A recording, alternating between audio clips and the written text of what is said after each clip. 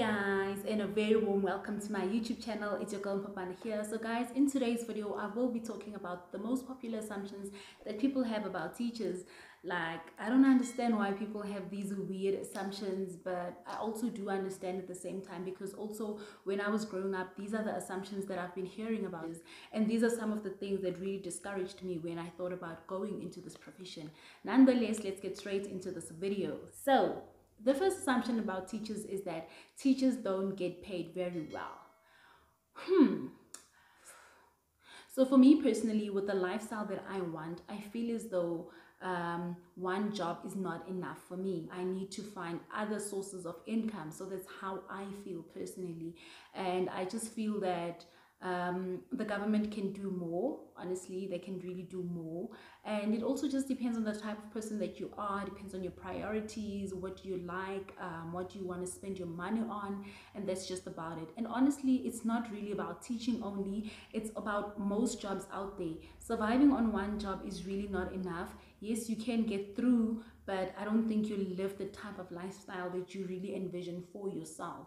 And also, I do know a lot of teachers who have, you know, a beautiful life. They have beautiful cars, beautiful homes, they live a very good life. So also it depends how you spend your money, and it depends on your lifestyle. Another assumption is that teachers don't work hard.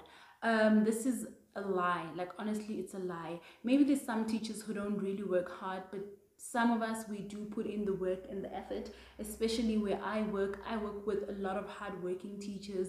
They spend so much time trying to make sure that their lessons are well prepared. They want to attend class. Some teachers really don't work hard, but the majority that I know, they really work hard. Another assumption is that teachers are always on holiday.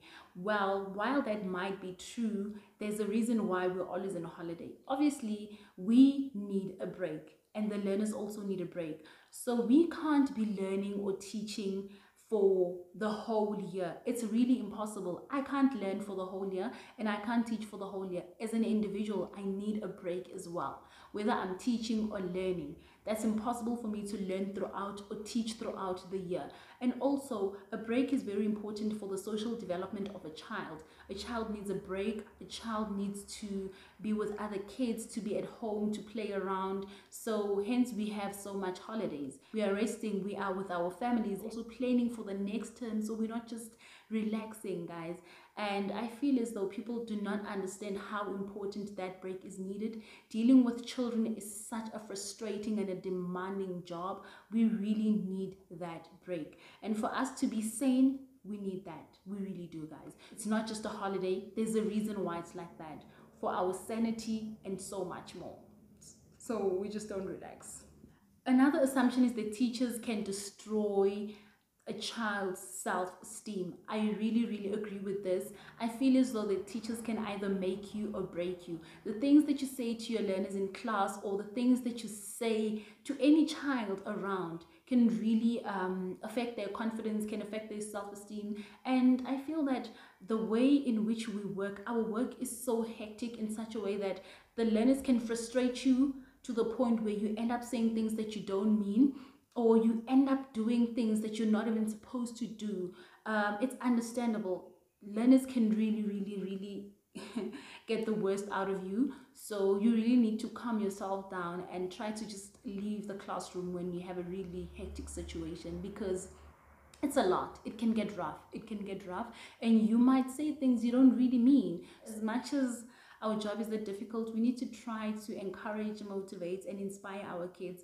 It's very difficult to do that, especially when you're working with kids who don't even want to be there in the first place.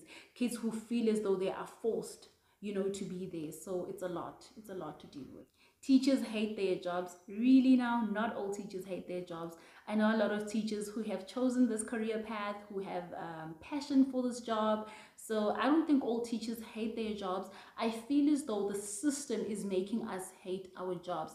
There's so much to be done in a very short space of time, and it also depends on the type of school that you are. Some schools are overcrowded, some schools lack resources, some teachers are not motivated, there isn't proper incentives for teachers, there isn't rewards for teachers, rewards that could keep us going during the year. So I feel as though those things all come together, and they all come down to us feeling as though we hate our job, and it's not the case. We don't really hate our job. It's just the things that are happening around us. It depends the environment. I feel as though if you are in a negative environment, you are going to end up being negative yourself. As much as you can try to avoid that, but being in a bad space can really affect a lot of things for you. So this assumption is similar to what I've spoken about. This assumption is that teachers are not passionate about their jobs. Teaching was their last option. So maybe in varsity you applied for accounting or whatnot, and they only accepted you for teaching. It was your last option. Well, I don't think that's the case for most of us. Like for me personally, I've always wanted to do something along the lines of speaking. So I chose law, film and television. Those are the things that I chose because I knew that I would speak. I enjoy speaking. So when I was elected to study B.Ed at Wits University, I was really excited because I knew that I would be doing something that I love. I did choose accounting at UJ, but I didn't go there because I wanted to be at Wits specifically. So I was just hearing a lot of people saying teachers don't get paid well, so I got discouraged by that. But eventually when I went in, I realized that this is really for me, and also I just loved talking. So I just wanted to be in a space where I would really talk all the time. And I know a lot of people who teaching was their first option, people who I've studied with, people who I work with, who wanted to become teachers from the on-go. So I don't know, it really depends about your situation, where you have been, what's going on. It's not all teachers. And yes, I do know that so many teachers are there because it's not what they love, but some of them do fall in love with the profession eventually, and some of them don't. And if they don't, it really does affect the learners. You can even see it in their faces and whatnot. But I don't think it's all teachers, guys. Honestly, it's not. This assumption says with teaching, you are guaranteed a job. That is something I've heard and something that I believed also for a very long time. And it's kind of true, you know. But I am working with people who haven't been working for like 5 years, 3 years, 2 years, 4 years. I know them and they're like, wow, you just got a job so quickly. I've had a B.Ed degree and I haven't been working for the past 4 years and whatnot. So I wouldn't say you are definitely guaranteed a job. Maybe there is a demand for teachers in this country, but also I'm not sure really. So I don't understand where this is coming from. But yeah, I just think it takes patience. You just need to be patient and your time will come. I don't really know. But I know a lot of people who are unemployed, and also I know so many people who have been employed by the Department of Education. So I just don't know really. This assumption says, oh my God, this assumption says most teachers are black.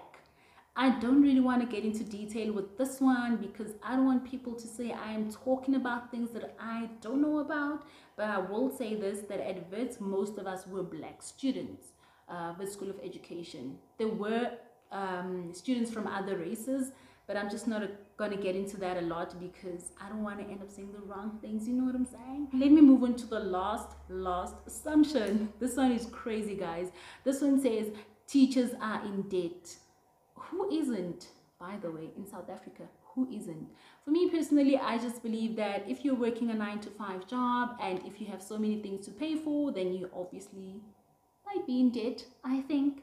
So it's not about teaching. There's so many people who have loans. They're paying for their cars, credit cards, home loans, whatnot. There's a lot, you name it. So it's a thing. When you just start working, these things do come up. So it's up to you whether you want to avoid them or you want to go for them. Debt is inevitable in South Africa, I think. Well, not really, but like, I don't know. Some of us just don't have enough money to buy a house cash. You know what I'm saying? And also, another assumption is that most teachers are renting. Well, who doesn't rent? A lot of people, when they start working, they obviously start renting. They just don't go out there and just buy a house. So it's not teachers only. It's where I think most people start when they just started their new jobs and whatnot. So it's not teachers only. I know a lot of teachers who have really beautiful houses. So please stay away from the narrative. So yeah, guys, that's the end of the video. Don't forget to like, comment, and subscribe. Bye, guys.